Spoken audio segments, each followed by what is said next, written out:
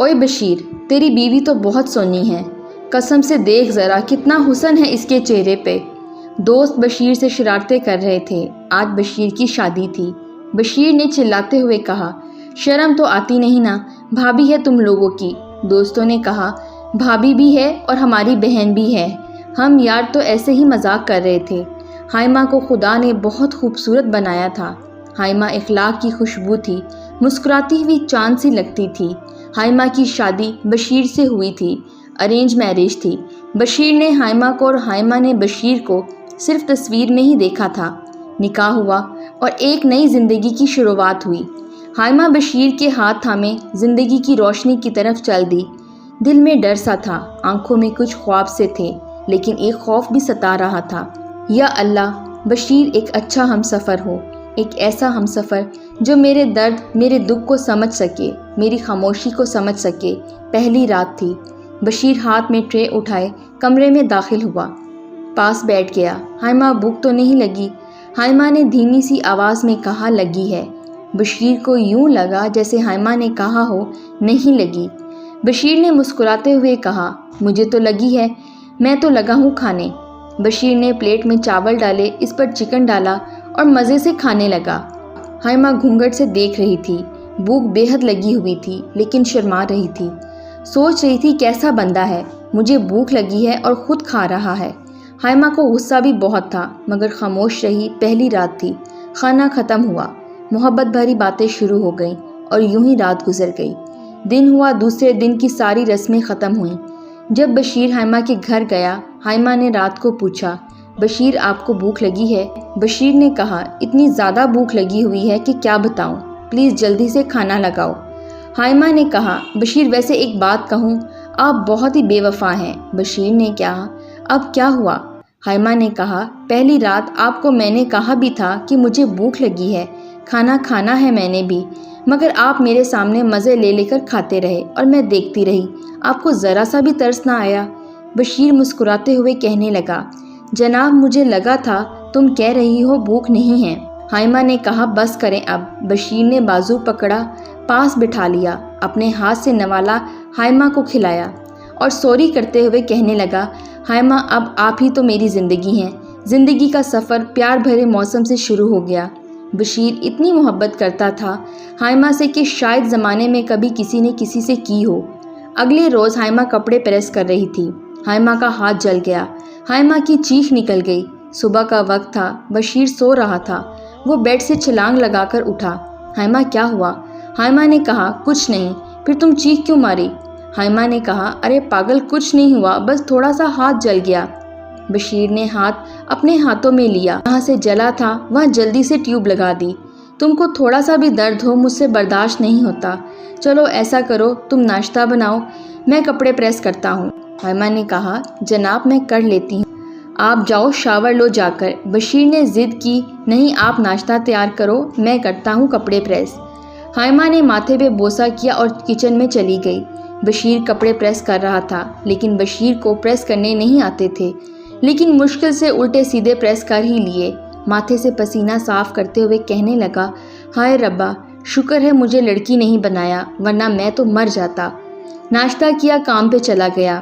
بشیر کوئی امیر زادہ تو تھا نہیں، لیکن حلال کی کمائی میں اچھا گزارا ہو رہا تھا، زندگی کی ضروریات پوری ہو رہی تھیں۔ اس دن موسم بہت خوشگوار تھا۔ ہائمہ گارڈن میں بیٹھی تھی، ہلکی سی ہوا چل رہی تھی، اتنے میں بارش برسنے لگی، ٹھنڈی ہوا، ہلکی ہلکی سی بارش۔ ہائمہ بارش میں بھیگنے لگی، اتنے میں بشیر آ گیا۔ ہائمہ نے کہا، بشیر میرا دل کر رہا ہے گرم گرم پکوڑے کھانے کو، اور تم خالی ہاتھ آ گئے ہو۔ بشیر نے کہا، میں باہر نہیں جانے والا، سن لو، مجھے ٹھنڈ لگ رہی ہے۔ ہائمہ نے ضد کی، جاؤ نا بشیر پلیز۔ بشیر نے اس کی طرف مسکراتے ہوئے دیکھا اور کہا، اچھا لے آتا ہوں ابھی۔ محبت کے سامنے ہار گیا۔ بازار گیا، پکوڑے اور چکن لایا۔ گھر آ رہا تھا کہ بائک سلپ ہوئی اور گر گیا۔ کیچڑ سے سارے کپڑے گندے ہو گئے۔ گھر آیا، ہائمہ نے دیکھا اور زور زور سے ہنسنے لگی، پاگل یہ کیا بن کر آ گئے؟ بشیر کے ہونٹ کانپ رہے تھے۔ ہائمہ کے پاس آ کر پائپ سے پانی ڈالا اور اس کا چہرہ صاف کیا، اسے اپنے پاس بٹھایا، ٹاول سے اسے خشک کیا۔ بشیر چینکنے لگا۔ ہائمہ مسکرا رہی تھی، کوئی حال نہیں بشیر تمہارا بھی۔ بشیر نے کہا، بہت ظالم بیوی ہو تم۔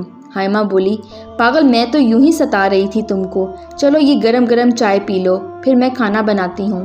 بشیر کو کچھ سکون ملا، حائمہ کے کندھے پر سر رکھے ہوئے سو گیا۔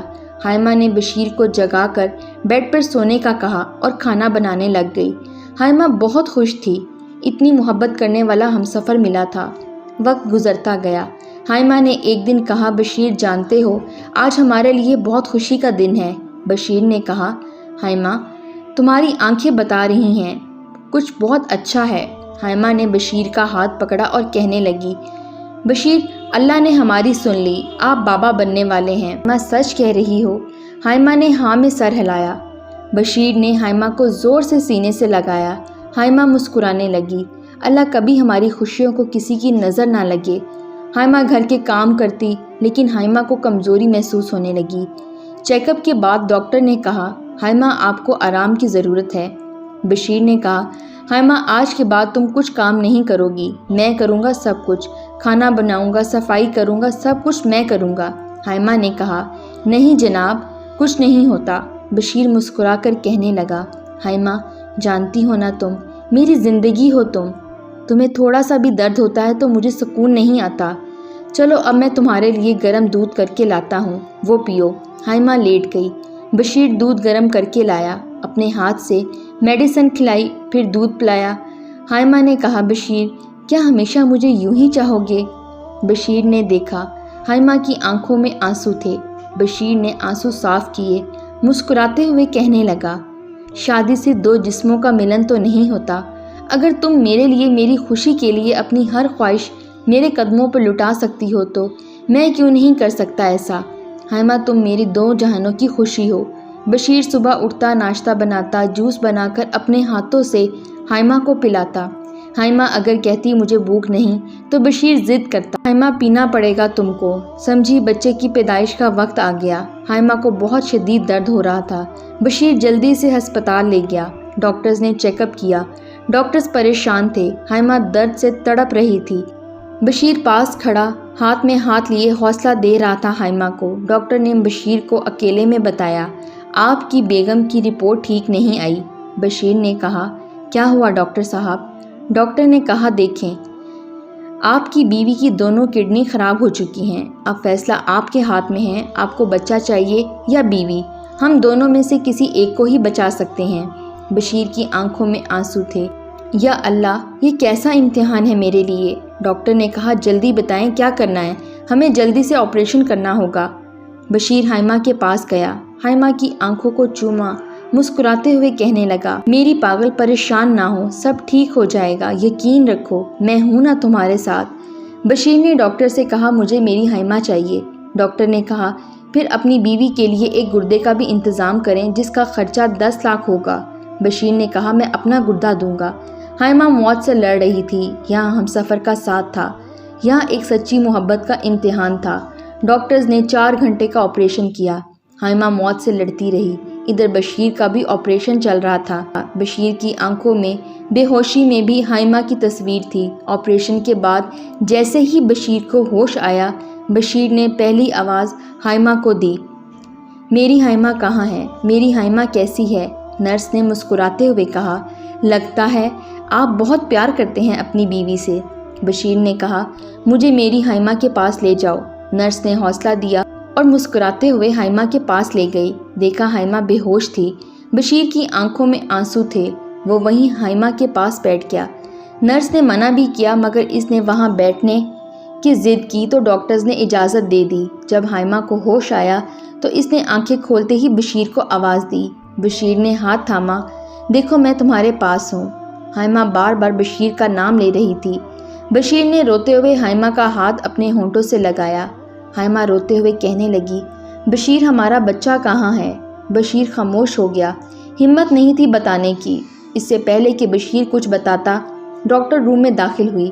ان دونوں کو یوں دیکھ کر مسکراتے ہوئے کہا، آپ دونوں جو اتنا پیار کرنے والے ہمسفر ہیں تو خدا بھی ایسے لوگوں پر رحمت کر دیتا ہے۔ معجزانہ طور پر اللہ کا شکر ہے آپ کا بیٹا بھی صحیح سلامت ہے، اللہ نے آپ کو بیٹا عطا کیا ہے۔ بشیر کی خوشی کی انتہا نہ رہی، بچے کو گود میں اٹھایا، چومنے لگا، خدا کا شکر ادا کرنے لگا۔ ہائمہ کو جب ساری بات کا پتہ چلا تو وہ رونے لگی۔ بشیر، اتنی محبت، اتنی چاہت، پاگل مرنے دیتے مجھے۔ بشیر نے ہونٹ پہ انگلی رکھی۔ ہائمہ، تیرے بنا بشیر کی کیا زندگی ہے؟ ہائمہ نے بشیر کے ہاتھوں کو اپنے ہاتھوں میں لیا۔ یوں ایک ہمسفر نے اپنے ہمسفر کی سانس میں سانس لے کر ایک اچھا ہمسفر ہونے کا حق ادا کر دیا۔ میں اب ایک سوال چھوڑ کر جا رہا ہوں، ان مردوں کے لیے جو اپنی بیویوں پر ہاتھ اٹھاتے ہیں، وہ مرد جو بیوی کو گالی دیتے ہیں، وہ مرد جو انا میں طلاق طلاق طلاق بول کر اپنے ہمسفر کے منہ پر اپنی گندی مردانگی تھوکتے ہیں، وہ مرد جو بیٹی پیدا ہونے پر تشدد کرتے ہیں، وہ مرد جو دن بھر کام کرنے والی بیوی کو رات میں ایک محبت بھرا جملہ نہیں کہہ سکتے، وہ مرد جو سمجھتے ہیں بیوی ایک غلام ہے۔ خدا کے لیے بن جاؤ نا بشیر کی طرح، میں ضمانت دیتا ہوں زندگی جنت بن جائے گی۔